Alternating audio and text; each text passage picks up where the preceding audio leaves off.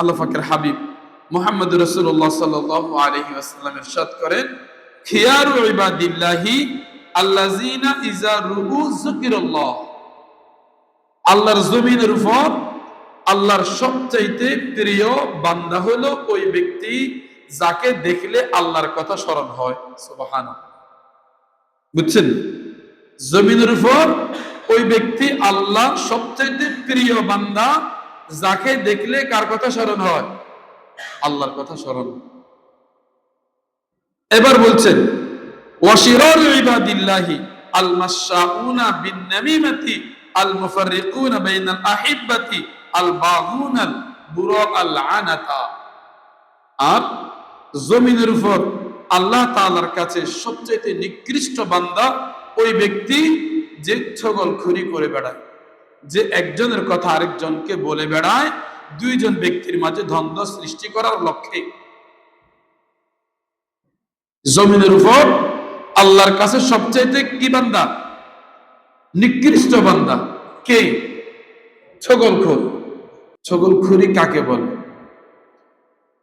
একজনের কথা আরেকজনকে গিয়ে রং মেখে বলা, সাজিয়ে গুছিয়ে বলা, যাতে দুইজন ব্যক্তির মাঝে দ্বন্দ্বের সৃষ্টি হয়, দুই বন্ধুর মাঝে দ্বন্দ্বের সৃষ্টি হয়, দুই আত্মীয়র মাঝে দ্বন্দ্বের সৃষ্টি হয়।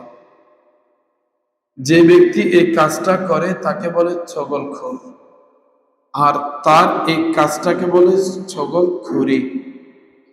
আরবিতে বলে নমিমা।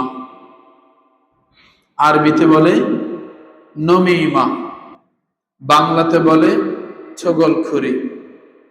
যে ব্যক্তি এই কাজটা করে তাকে আরবিতে বলে নাম্মাম, আর বাংলাতে বলে ছগলখোর। এই যে ছগলখুরি, এটা কত বড় মারাত্মক গুনাহ। এটা যদি কোনো মুসলমান অনুধাবন করত, সে ছগলখুরি করার চাইতে নিজের মৃত্যুটাকে অধিক প্রিয় মনে করত। এই ছগলখোর সম্পর্কে আল্লাহ পাকের প্রথম আদেশ কি? ওয়ালা তুতিউ কুল্লা হাল্লাফিম মাহিন হাম্মাজিম মাশাইম বিনামিম মান্নাইল লিল খায়রি মু'তাদিন আসিম। সূরা কলম আয়াত নং 10, 11, 12। হে মুহাম্মদ সাল্লাল্লাহু আলাইহি ওয়াসাল্লাম, যারা শপথের মাধ্যমে কথা গুছিয়ে বলে, কিছু মানুষ আছে যারা অধিক শপথ করে কথা বলে, আল্লাহর কসম, ওয়াল্লাহ, বিল্লাহ, তাল্লাহ, যারা শপথ করে কথা বলে তাদেরকে বয়কট করুন। যারা অধিক শপথের কারণে মানুষের কাছে লাঞ্ছিত, তাদেরকে বয়কট করুন। ওয়ালা হাম্মাজিম মাশাইম বিনামিম, যারা ছগলখুরি করে বেড়ায় তাদেরকে বয়কট করুন, তাদের সাথে সম্পর্ক ছিন্ন করুন। মান্না ইল্লিল খায়রি মু'তাদিন আসিম, এরা কল্যাণে বাধা প্রদানকারী, এরা সীমা লঙ্ঘনকারী। আসিম, এরা বড় পাপিষ্ঠ। এই 3 আয়াত থেকে বোঝা গেল, যেই আল্লাহ পাক আত্মীয়তার বন্ধন রাখার জন্য কঠিন থেকে কঠিন আদেশ করেছেন, ওই আল্লাহ পাক আবার নবীজিকে বলছেন যারা ছগলখোর তাদেরকে বয়কট করুন। যারা ছগলখোর একজনের কথা আরেকজনকে বলে দ্বন্দ্ব সৃষ্টি করার জন্য, তাদেরকে বয়কট করুন, তাদের সাথে সম্পর্ক ছিন্ন করুন। এবার হাদিসে আসেন ছগলখোর সম্পর্কে রাসূলুল্লাহ সাল্লাল্লাহু আলাইহি ওয়াসাল্লাম কি বলেছেন। আবু হুরায়রা রাদিয়াল্লাহু তাআলা আনহু থেকে একটা হাদিস বর্ণিত আছে। عن أبي هريرة رضي الله تعالى عنه قال قال رسول الله صلى الله عليه وسلم تجدون شر الناس ذا الوجهين الذي يأتي هؤلاء بوجه ويأتي هؤلاء بوجه।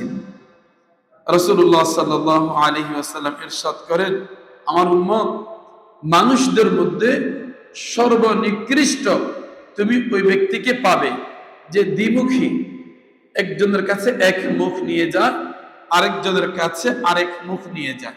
অর্থাৎ তোমাকে একটা বলে, তোমার বন্ধুকে আরেকটা বলে, তোমার কাছে এক চেহারা, তোমার বন্ধুর কাছে আরেক চেহারা। এই মানুষগুলা সর্বনিকৃষ্ট। কে বলেছেন? রাসূলুল্লাহ সাল্লাল্লাহু আলাইহি ওয়াসাল্লাম। আরেক হাদিসের মধ্যে আসছে হযরত হুযায়ফা রাদিয়াল্লাহু তাআলা আনহু থেকে হাদিসটা বর্ণিত। আন হুযায়ফা আল ইয়ামানী রাদিয়াল্লাহু তাআলা আনহু قال قال رسول الله صلى الله عليه وسلم لا يدخل الجنة نمام। চগলখোর এই ব্যক্তি যে জমিনের উপর সবচেয়ে নিকৃষ্ট বান্দা, শুধু এতটুক না, রাসূলুল্লাহ সাল্লাল্লাহু আলাইহি ওয়াসাল্লাম ইরশাদ করেন এই ব্যক্তিকে আল্লাহ পাক জান্নাতে জায়গাও দিবেন না। এই ছগলখোরকে আল্লাহ পাক জান্নাতে জায়গাও দিবে না।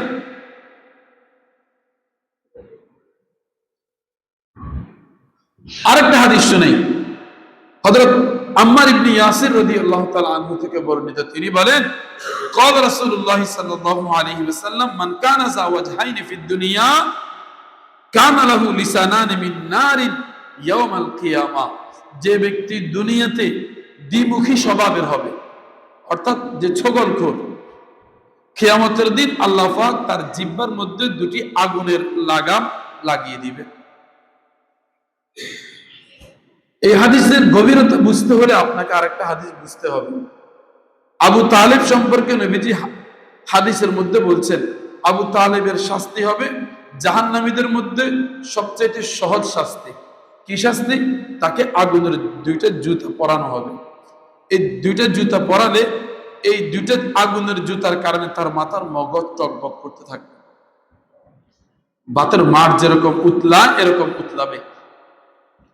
তো পায়ে জুতা পরার কারণে যদি মাথার মগজ বাতের মাড়ের মতো টকবক করে, যার জবানের মধ্যে আগুনের লাগাম লাগাবে তার মগজের কি অবস্থা হবে? এটা হচ্ছে হাদিসের গভীরতা। তাহলে কেন আমি ছগলখড়ি করব? কেন আমি কল্যাণের পথে বাধা দিব? কেন? আল্লাহ পাক বোঝার তৌফিক দান করুন, আমিন।